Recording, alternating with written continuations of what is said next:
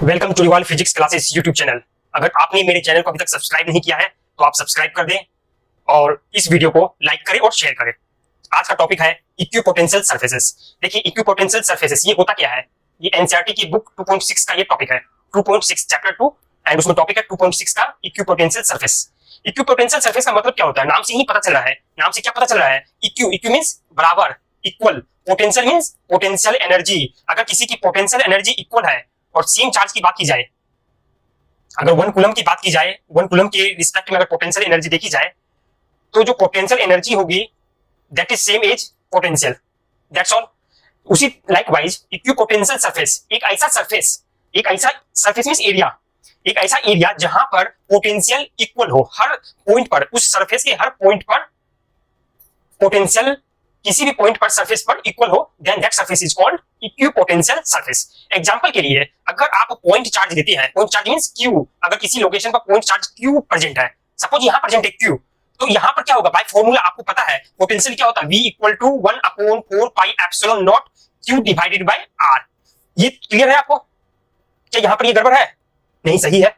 इसका मतलब क्या हुआ, 4 pi epsilon not, correct. 4 pi epsilon not is the constant, constant है क्योंकि 4 constant, pi constant, epsilon not constant. Charge, it means that potential depends on charge. Charge कितनी है, r is the distance from the location of charge.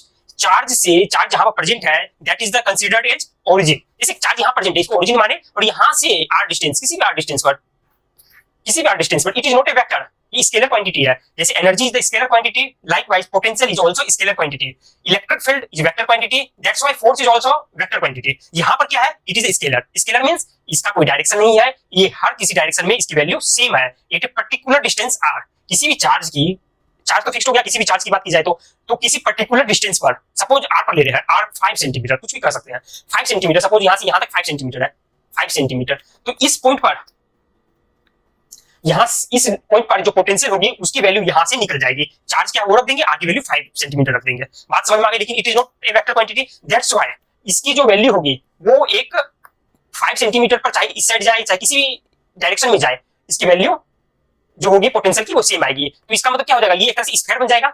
इसको circle मत समझना, ये तो present किया गया है 2 डायमेंशन पर ना, 3D में अगर समझेंगे, 3 डायमेंशनल व्यू में अगर देखेंगे तो वो तो स्फीयर हो गया। स्फीयर मींस गेंद की तरह। इतनी बात आपको समझ में आ रही है? तो यही है स्फीयर, आप तो देखेंगे गेंद। तो उसी लाइकवाइज जो पोटेंशियल है V, वो अगर पॉइंट चार्ज के लिए निकाली जाए तो वो क्या आ जाएगी, स्फीयर। स्फेरिकल जो सरफेस है, जो गेंद, एक एग्जांपल ले लीजिए, गेंद बॉल, उसके चारों बगल का साइड देख सकते हैं, हर साइड, तो वो जो सरफेस है that is the equipotential surface. अब इसका मतलब एक और चीज आप समझ सकते हैं, इक्विपोटेंशियल सरफेस पर, अगर उस सरफेस पर same surface, suppose r fixed है, आर जब यहां पर कुछ गड़बड़ लग रहा है ना, ये सेंटर पर क्यू आप रख दे, यहां पर सेंटर, ये स्फीयर है, स्फीयर के सेंटर पर क्यू है, और ये जो डिस्टेंस है यहां से यहां तक की आर डिस्टेंस है, किसी भी जगह आप देख सकते हैं, किसी भी डायरेक्शन में आर डिस्टेंस पर, ये पूरा का पूरा स्फीयर बन गया। अब आपको इस स्फीयर पर सपोज चार्ज, कोई भी बाहर से एक चार्ज हो लेता है, सपोज Q1 है, Q1 यहां से लेकर यहां किसी भी जगह आप ले जाएंगे तो उसमें एनर्जी बाहर से लगानी नहीं पड़ेगी। व्हाई? क्योंकि एक ही पोटेंशियल पर आप ले जा रहे हैं, इक्विपोटेंशियल सरफेस है यहां पर। इक्विपोटेंशियल सरफेस मींस सब जगह की पोटेंशियल सेम। इतनी बात समझ में आ गई? तो पॉइंट चार्ज के लिए जब भी होगा तो equipotential surface spherical concentric sphere बन जाएगा। कॉन्सेंट्रिक क्यों? हाँ, इस सेंटर के लिए स्फीयर तो बहुत सारे बना सकते हैं, एक स्फेरिकल सरफेस तो ये हो गया, दूसरा बना सकते हैं, ये भी हो गया, थर्ड वन बना सकते हैं, ये फोर्थ वन,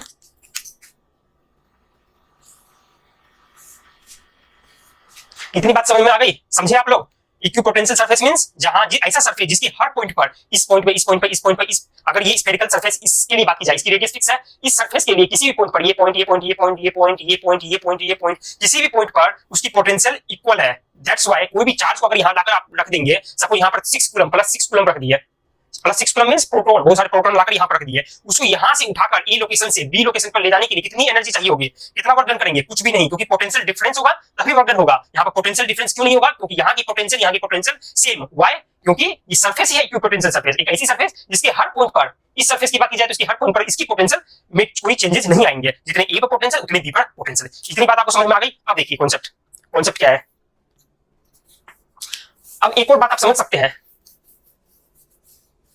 अगर चार्ज किसी लोकेशन पर प्रेजेंट है, चार्ज किसी लोकेशन पर प्रेजेंट है, सपोज यहां पर प्रेजेंट है चार्ज, इलेक्ट्रिक फील्ड लाइंस, आपको पता है इलेक्ट्रिक फील्ड लाइंस क्या होती है, रेडियल, यहां से इस तरह से इलेक्ट्रिक फील्ड लाइंस निकलेगी। तो इक्विपोटेंशियल जो सरफेस थी वो तो स्फेरिकल सरफेस थी, इसका मतलब जो ये लाइन है ये तो रेडियल है और इक्विपोटेंशियल सरफेस ये वाली थी। तो ये और ये आपस में कितने डिग्री बना रहे हैं? 90 degree. It means that electric field lines will be normal to the equipotential surface. आप इसको लिख भी सकते हैं, electric field lines will be normal to the equipotential surface. इतनी बात आपको समझ में आ गई? ये किसी भी फॉर एनी चार्ज कॉन्फ़िगरेशन, किसी भी चार्ज कॉन्फ़िगरेशन के लिए ये बात सच है, ये बात ट्रू है कि electric field lines will be normal to equipotential surface. देखिए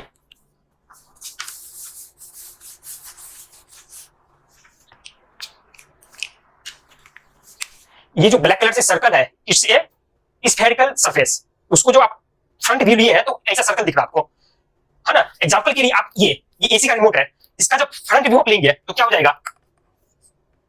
रेक्टेंगुलर, यहां ऐसा नहीं है, ये ऐसा है। उसी तरह से अगर आप किसी गेंद को ले ले, फुटबॉल को ले ले और उसका अगर फ्रंट व्यू देखेंगे तो क्या सर्कल लगेगा? तो वही सर्कल ही है। इसको सर्कल नहीं समझना, ये स्फेरिकल है, ये तो 2 डायमेंशन में इसको दिखाया गया है। तो एक चीज आप देखिए, ये तो हो गया इक्विपोटेंशियल सरफेस, और ये जो लाइन है ये हो गया इलेक्ट्रिक फील्ड लाइंस। ये बात समझ में आ गई? इसमें कोई डाउट? इसका मतलब क्या हुआ? इलेक्ट्रिक फील्ड लाइंस का जो कॉन्सेप्ट आया था, इलेक्ट्रिक फील्ड से क्या पता लग रहा था? स्ट्रेंथ।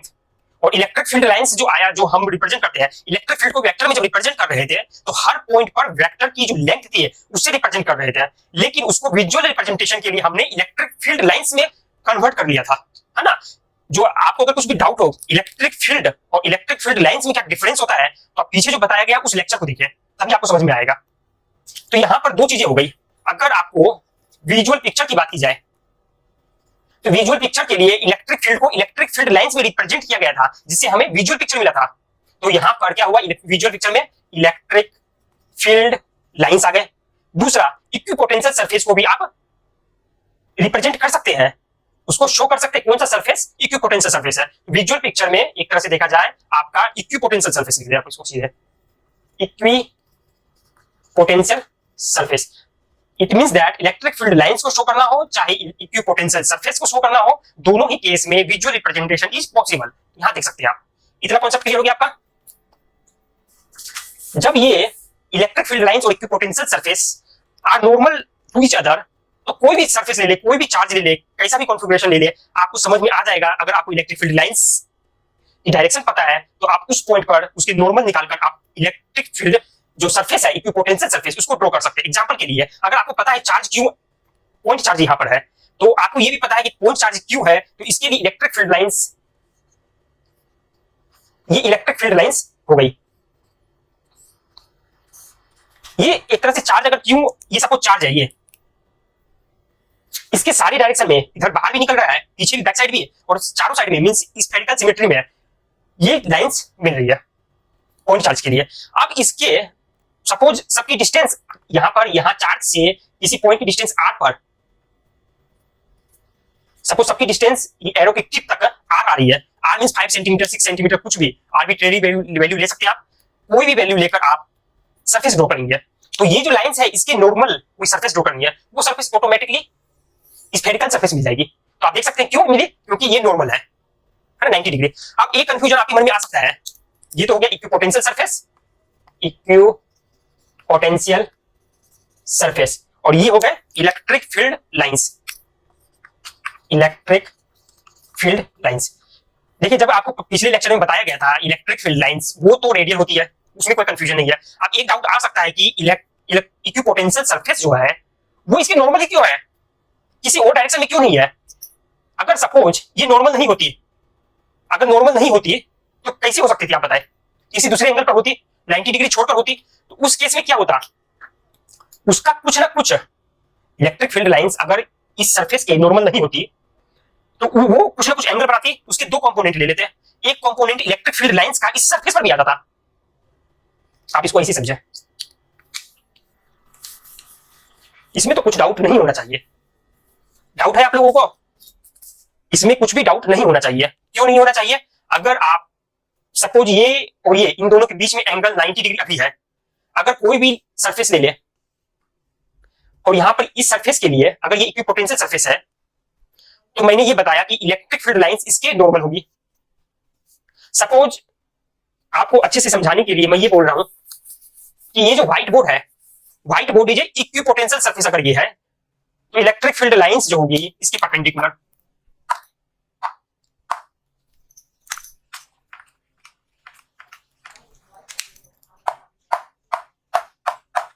अगर ये नॉर्मल नहीं होती, सपोज ये नॉर्मल ना होकर 90 डिग्री ना बनाकर 60 डिग्री बनाती, तो इसके दो कंपोनेंट अगर लेते हैं, इसको रिजोल्व कर सकते हैं, या आपने वेक्टर में पढ़ा 11th में, इसको रिजोल्व करेंगे तो दो पार्ट में करेंगे। पहला पार्ट होगा इस डायरेक्शन में जो सरफेस के अलोंग है, दूसरा होता इसकी सरफेस के परपेंडिकुलर।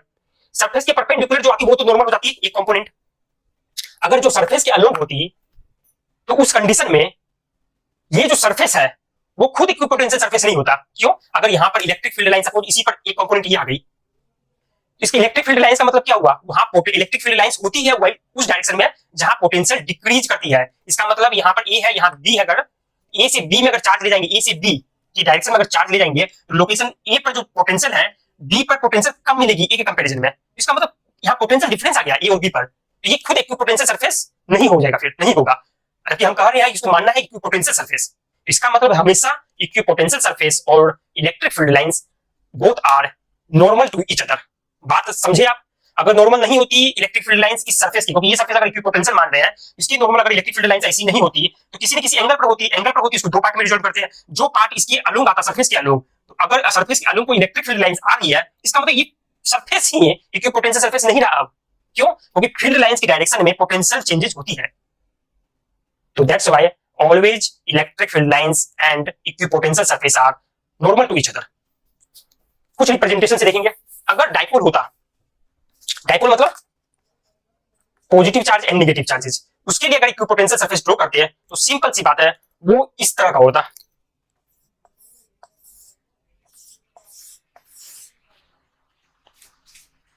इस तरह का होगा, ठीक है, इक्विपोटेंशियल। अगर यहां पर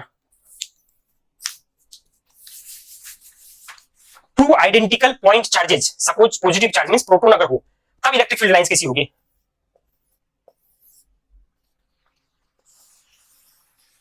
इस तरह की होगी। ये इक्विपोटेंशियल सरफेस हो गई।